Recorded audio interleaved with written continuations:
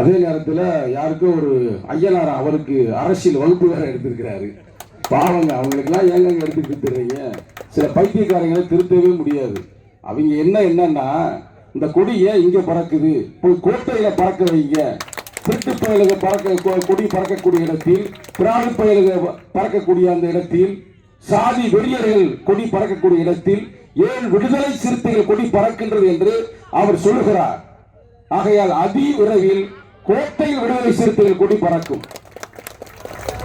இப்ப நேரம் நான் தலைப்புக்கு வர்றேன். முக்கியமானது, நான் வந்தது யார் ஏற்பாடு பண்ணாங்கன்னு தெரியல, செல்வம் என்று எண்ணுகிறேன், பாராட்டுகிறேன்.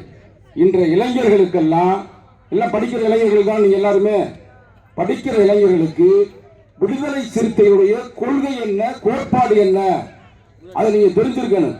ஏன்னா இன்னைக்கு நிறைய பேர் கட்சி ஆரம்பிக்கிறாங்க, டான்ஸ் ஆடுவாங்க சினிமால, ஆனா மக்கள்கிட்ட அது எடுபடாது. யாரை சொல்றேன்னு உங்களுக்கு தெரியும் நினைக்கிறேன். அவங்களுக்குன்னு கட்சியில எந்த கொள்கை கோட்பாடு இல்லை. ஆனால் விடுதலை சிறுத்தைகளுக்கு கொள்கை கோட்பாடுகள் உள்ளது. கொள்கைன்னா என்ன உங்களுக்கு தெரியுமா? நிறைய பேர் இப்போ ஆன்லைன்ல லைவ்ல பார்த்துட்டு இருக்கிறாங்க. கொள்கை என்பது வேறு, கோட்பாடு என்பது வேறு.